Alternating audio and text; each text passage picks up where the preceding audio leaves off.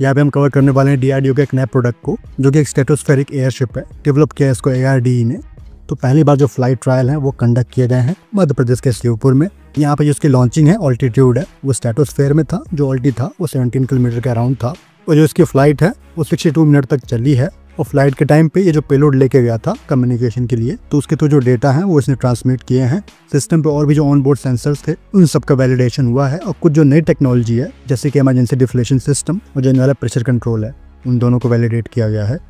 तो इसका जो फ्लाइट ट्रायल है वो अपने आप में एक रिमार्केबल काम है। आने वाले टाइम में इस टेक्नोलॉजी के आधार पे जो बड़े एयरशिप हैं ज़्यादा पेलोड के साथ वो बनाए जाएंगे।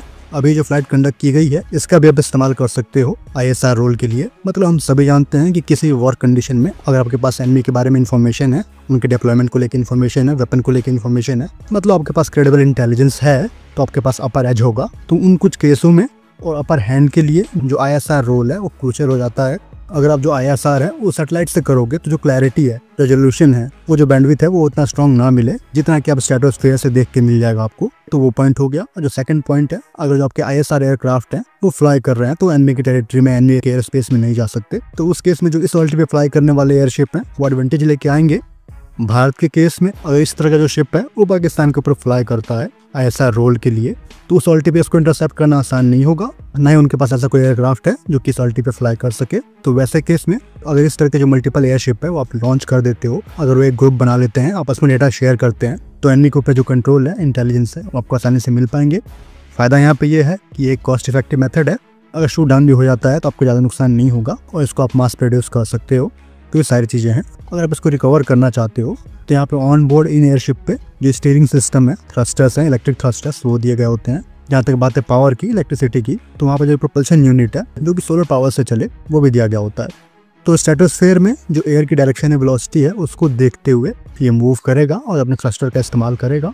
एनिमी की टेरिटरी में जाने के बाद उनके ऊपर जाते ही जो अपने पेलोड है, चाहे वो इलेक्ट्रो-ऑप्टिकल पॉड्स हो, कम्युनिकेशन डिवाइसेस हो, अगर हम एनिमी के एरिया में जो GPS है उनको भी अगर जैम करना चाहेंगे तो वो कर सकेंगे। तो उसके लिए जो पर्याप्त पावर है वो ऑन बोर्ड रहेगा। एक बार जो GPS है वो जैम होते हैं तो कई सारे जो क्रूशियल सिस्टम्स हैं एनिमी के, वो इस्तेमाल नहीं कर पाएंगे।